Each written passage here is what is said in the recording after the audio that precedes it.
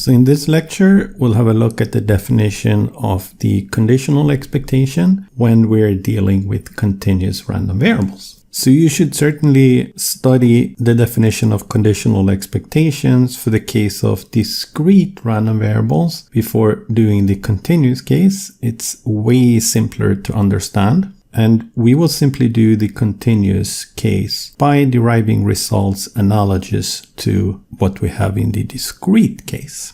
So starting point x and y are continuous random variables. We are given some partial information, that is, we know the outcome of one of the random variables. We know that x came out to be lowercase x, but we do not know the outcome of the y random variable. With no partial information about x, all information about the y random variable is captured in its PDF. So this is the probability density function of y with no partial information. We can also call it the unconditional PDF. If I happen to know that x came out to be equal to lowercase x, then this will typically change the PDF of y. This will change to the conditional PDF, y given x, which we write like this, where this conditional PDF is defined as the joint PDF divided by the marginal PDF of x. If we change the probability density function of y, we will also change its expected value. The expected value will go from its unconditional value, which is the integral minus infinity, infinity, y times the marginal of y.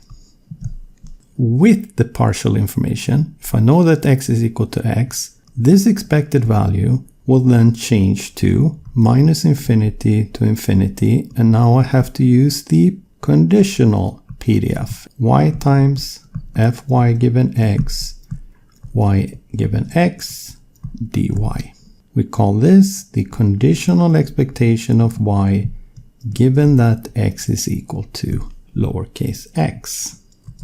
So what's happening is basically something like this. Here is my y-axis. Maybe this is my PDF unconditionally. I don't know anything about x. This will then be my unconditional expected value of y. Suppose that, for example, that x and y are positively correlated, and we know that x happens to take a untypically large value compared to its expected value. Well, then that will change the PDF of y as well. So it may become something like this. The conditional density of y given x. And that will then also change its expected value to the conditional expected value of y given x. If we look at the expected value of y conditionally on x being equal to lowercase x, for a given real number, lowercase x, the conditional expectation will become a real number. But in general, it will depend on what value we use for lowercase x. So this thing here will be a function of x, which we can denote by g of x. We then define expected value of y conditional on x without the equality sign after the x random variable, simply as g of x. That is, this thing now becomes a random variable. Here is an example that will illustrate this.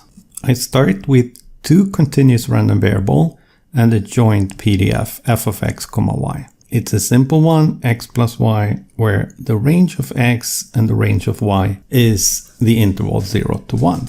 If I have partial information, I observe the specific outcome of x. So lowercase x is an arbitrary real number in the interval 0 to 1 with infinite precision. By integrating away x from the joint PDF, we find that the marginal PDF of y is given by this information. This function has complete information about the random variable y, but it's based on knowing nothing about x. If, on the other hand, I know the outcome of the random variable x, then the relevant distribution is the conditional density, which is the joint divided by the marginal of x. This is the joint, this is the marginal of x.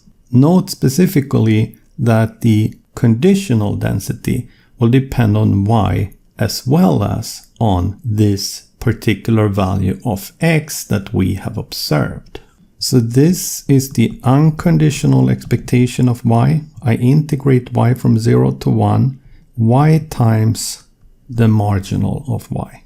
This integral comes out to be 7 over 12.